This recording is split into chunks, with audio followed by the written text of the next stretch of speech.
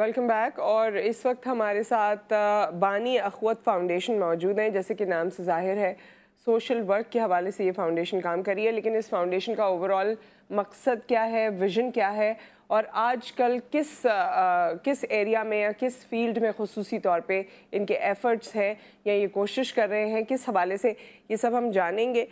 بانی اخوت فاؤنڈیشن امجد ثاقب صاحب ہمارے ساتھ موجود ہیں. السلام علیکم. جی وعلیکم السلام. جی امجد صاحب، امید ہے آپ خیریت سے ہیں؟ جی الحمدللہ، اللہ کا بہت شکر ہے. Thank you very much for inviting me to your beautiful program. Thank you so much, pleasure. ہمیں امجد صاحب بتائیے کہ اخوت فاؤنڈیشن کس ویژن کے تحت کام کر رہی ہے اور آج کل آپ لوگوں کی خصوصی توجہ کس فیلڈ پر ہے؟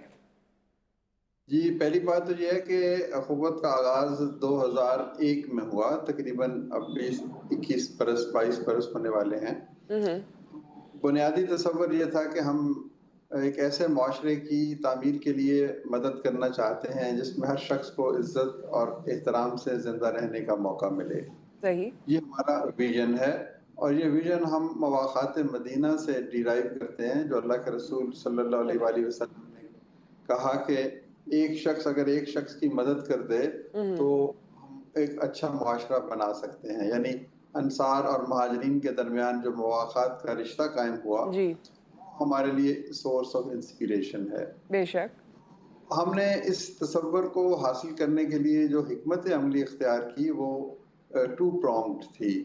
یعنی ہم ایک طرف لوگوں کو چھوٹے قرضے دیتے ہیں تاکہ وہ کاروبار کریں، اور بغیر سود کے قرضے چکے ہوتے ہیں تو یہ دینی اور ہماری تہذیبی روایات کے بھی مطابق ہے، اور پھر وہ ان کاروباروں سے کی مدد سے اپنی زندگی کو بہتر بناتے ہیں، غربت سے نکلتے ہیں، اور یہ رقم واپس مل جاتی ہے، اور پھر یہ رقم کسی اور کو چلی جاتی ہے. تو اب تک الحمدللہ اس میں حکومت بھی مدد کرتی ہے، سول سوسائٹی بھی مدد کرتی ہے، آپ جیسے لوگ بھی مدد کرتے ہیں پیغام کو پہنچانے میں دوسروں تک. تو اب تک ہم تقریباً 200 ارب روپے کی رقم 55 لاکھ قرضوں کی صورت میں پورے پاکستان میں دے چکے ہیں. اچھا. یہ تو ہمارا پہلا کام ہے. دوسرا کام پھر ہم نے یہ کہا کہ ہم اگر چھوٹے قرضے دیے جا سکتے ہیں بغیر سود کے، تو پھر ہم نے کہا کہ وہ بچے جو فیس ادا نہیں کر سکتے ان کی تعلیم بغیر فیس کے ہونی چاہیے. تو یوں ہم نے ایک بلا فیس یونیورسٹی کا تصور پیش کیا، اور ابھی یونیورسٹی تو ابھی چارٹر نہیں ملا، لیکن ہمارے 3 کالجز کام کر رہے ہیں جس میں 1000 کے لگ بھگ اسٹوڈنٹس پڑھ رہے ہیں. کن اور ناموں سے ہیں آپ کے کالجز اور یونیورسٹی؟ یہ ایک قصور میں ہے، ایک چکوال میں ہے، ایک فیصل آباد میں ہے، ایک کراچی میں ہے. اور یہاں پر بچوں سے کوئی فیس نہیں لی جاتی، کھانا نام پینا کیا ہے؟ پہننا اخوت کے نام وہ سے بھی ہی نہیں ہے؟ لیا جاتا، اس امید میں کہ یہ بچے کل لیڈرز بنیں گے اور زندگی میں کوئی مقام حاصل کریں گے تو پھر یہ اپنی فیس ادا کریں گے، اور اس فیس سے کوئی اور بچہ پڑھے گا. امجد صاحب، میں آپ سے یہ جاننا چاہ رہی تھی ایکچولی، اور اس کا ریزن یہ تھا کہ ہمارے یہاں بہت سارے ناظرین جو اس وقت دیکھ رہے ہیں، شاید ان میں سے اکثر اسٹوڈنٹس بھی اس بات میں انٹرسٹڈ ہوں کہ فری آف کاسٹ تعلیم جہاں کالج اور یونیورسٹی میں دی جا رہی ہے تو وہ اپنے آپ کو انرول کرا سکیں. سو آپ اپنے کالج اور یونیورسٹی کا نام بھی ضرور بتائیے، اور ساتھ میں جو دیگر اور پروجیکٹس ہیں جن پہ آپ کام کر رہے ہیں اور اس وقت خصوصی توجہ دے رہے ہیں ان کے حوالے سے بھی ہم سننا چاہیں گے. جی تھینک یو ویری مچ. پہلی بات تو میں نے جیسے آپ کو بتائی نا کہ جی 2 ہمارے بنیادی کام ہیں، چھوٹے قرضے کاروبار جی کے لیے، پھر تعلیم کے بغیر فیس کے بغیر تعلیم.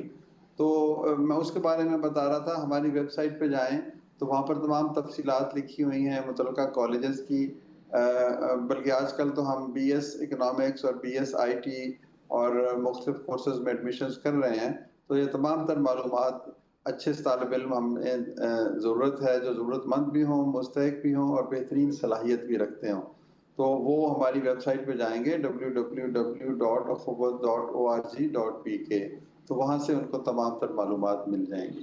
صحیح. اب آتے ہیں دوسرے سوال کی طرف کہ آج کل ہمارا کیا فوکس ہے. یہ جو میں نے پہلی 2 چیزیں دی ہیں، چھوٹے قرضے بغیر سود کے، کاروبار، غربت سے نجات، اور پھر تعلیم، اور آج نہیں 10 سال بعد 20 سال بعد فیس، یہ تو ایک مستقل کام ہے. آج کل ہمارا بہت بڑا فوکس جو ہے وہ سیلاب زدگان پہ بھی ہے. ہم تقریباً 60,000 خاندانوں کو مواخات، میں نے جیسے آپ کو پہلے بتائی نا کہ ایک گھرانہ ایک گھرانے کو اپنا لیتا ہے، تو ہم نے 60,000 گھرانوں کو اڈاپٹ کیا۔ اس اڈاپٹیشن کا مطلب یہ ہے کہ ہم نے ان کو 4 سے 6 ہفتوں کا کھانا راشن دیا، کپڑے دیے، ادویات دیں، خیمے دیے یا کوئی کیش سپورٹ دی۔ تو یہ 55 سے 60,000 تک ہم پہنچ گئے ہیں، اور اس میں مزید اضافہ بھی ہوگا۔ پورے پاکستان میں ہیں، اس میں زیادہ تر سندھ میں ہیں، پھر بلوچستان میں ہیں، پھر جنوبی پنجاب اور کے پی میں ہیں۔ تو یہ ایک چھوٹی سی ہمبل ایفرٹ ہے آپ لوگوں کے تعاون سے، جو ہمارے ڈونرز ہیں، کہ ہم نے ان 60,000 خاندانوں کے دکھ کے ان لمحات میں کچھ کمی کی ہے۔ صحیح۔ اب ہم ریلیف کے بعد ہم دوسرا کام شروع کر دیا ہے، ہم نے اس کو ہم ریہیبلیٹیشن کہتے ہیں۔ یعنی ان لوگوں نے ظاہر ہے اب واپس اپنے گھروں کو جانا ہے، تو جب یہ گھر پہنچتے ہیں تو وہاں پر ٹوٹی ہوئی چھت اور ٹوٹی ہوئی دیواروں کے سوا کچھ نظر نہیں آتا۔ تو پھر اب ہم نے کہا کہ ہم ان کی 4 پرونگڈ ریہیبلیٹیشن کا پروسیس شروع کریں گے۔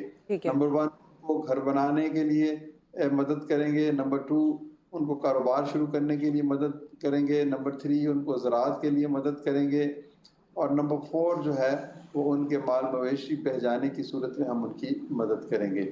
لیکن یہ تمام مدد بھی جو ہے ہم اپنے ان بھائیوں کو ایک باوقار اور عزت نفس کے ساتھ زندہ رہتے ہوئے دیکھنا چاہتے ہیں۔ تو یہ کوئی ان کو بھیک نہیں ہوگی، یہ 1 لاکھ سے 3 لاکھ روپے کی جو مدد ہے یہ قرض حسن ہے، جس کو یہ 4 سال میں یہ ادا کریں گے۔ یعنی کسی نے 1 لاکھ روپے لیا، وہ 2-2.5 ہزار روپے کی ماہانہ قسط کی صورت میں بغیر سود کے اتنی ہی رقم واپس کرے گا۔ اور واپسی کا یہ عمل اس لیے ضروری ہے کہ ایک بھائی کی مدد ہو اور پھر اس کے بعد وہ پیسہ واپس آئے تو ایک اور بھائی کی مدد ہو۔ بالکل، یعنی نیکی کا یہ جو ایک سائیکل ہے وہ چلتے رہنا چاہیے۔ تو آپ حیران ہوں گے کہ لوگ اتنے خوش ہیں، وہ کہتے ہیں کہ جی 2,000، 1,500، 2,500 یہ کوئی اتنی بڑی رقم نہیں ہے۔ اگر آج ہمارے بچوں کو چھت مل جائے، ہمارا کاروبار بحال ہو جائے، تو ہم تو 40-50 روپے کما لیں گے۔ تو اس طریقے سے ان کی عزت نفس بھی برقرار رہتی ہے، اور ایک ان کی طرف سے بھی کنٹریبیوشن کا احساس ہونے رہتا ہے۔ اور پھر یوں آپ سمجھتی ہیں اس کو کہ ملک و قوم جو ہے یہ صرف اور صرف بھیک اور خیرات سے ترقی نہیں کر سکتے، ہمیں اپنے دوستوں کو اپنا دوست بنانا چاہیے۔ خود مختار کرنے کی ضرورت ہے۔ بالکل صحیح، بہت شکریہ امجد ثاقب صاحب، آپ ہمارے ساتھ موجود رہے اور آپ کی اخوت فاؤنڈیشن کے لیے ہماری نیک تمنائیں ہیں۔ ہم چاہتے ہیں کہ اسی طرح سے آپ کام کریں، اور بلکہ ہر ذمہ دار شہری جس کے بس میں کچھ بھی ہے یا جس کے ذہن میں کوئی بھی آئیڈیا ہے اور اللہ تعالیٰ نے اسے استطاعت دی ہے، تو کوشش کرنی چاہیے کہ اگر ہم اپنے ہم وطنوں کے لیے کچھ کر سکیں۔ اور یہ پوائنٹ بہت امپورٹنٹ ہے، کیونکہ سب سے آسان مدد میری نظر میں بھی، اور جو کہا جاتا ہے وہ یہ ہے کہ ہم کسی کو پیسے دے دیں، وہ سب سے آسان ہے، کیونکہ اس میں ایفرٹ نہیں لگتی۔ ہاں آپ اپنا کمایا ہوا مال دے رہے ہوتے ہیں، لیکن ایفرٹ نہیں لگتی۔ وہ مدد میرے خیال میں اللہ تعالیٰ کے نزدیک اور زیادہ پسندیدہ ہوتی ہوگی، اور زیادہ اس کے درجات ہوتے ہوں گے جہاں انسان خود انوالو ہوتا ہے، جیسے مختلف ادارے انوالو ہوتے ہیں، مختلف لوگ انوالو ہوتے ہیں، اور خود آپ کسی ایک انسان کی زندگی میں چینج کریٹ کرتے ہیں، خود ایفرٹ کرتے ہیں، خود اس پروسیس کا حصہ بنتے ہیں۔ ایک بریک یہاں پر آ گیا، بریک کے بعد جب ہم واپس آتے ہیں، ارشد شریف صاحب کے حوالے سے جو کچھ بھی چل رہا ہے وہ آپ ٹیلی ویژن پر دیکھ رہے ہیں، اور ابھی بھی پوری قوم اس صدمے سے باہر نہیں آ سکی ہے۔ میڈیا فریٹرنٹی خصوصی طور پہ جرنلسٹ جو ہیں وہ بہت زیادہ صدمے میں ہیں، اور آئے روز کوئی نہ کوئی نئی خبر، کوئی نہ کوئی نئی بات آ جاتی ہے۔ فیصل وارڈر صاحب نے پریس کانفرنس کی، اور اس پریس کانفرنس میں انہوں نے پتہ نہیں کیا سے کیا کر دیا، تو وہ کچھ چیزیں مجھے بھی نہیں سمجھ آئیں اور کچھ چیزیں لوگوں کو بھی نہیں سمجھ آئیں۔ اس کے بعد ٹویٹ کا سلسلہ شروع ہو گیا پی ٹی آئی کی جانب سے، اور انہوں نے ان کو ڈس اون کر دیا کافی جگہوں پر۔ تو یہ ہوا کیا ہے، یہ ماجرا کیا ہے، اس پہ ہم بات کریں گے۔ اس کے بارے میں آپ کو حقیقت بیان کرنے کی کوشش کریں گے بریک کے بعد۔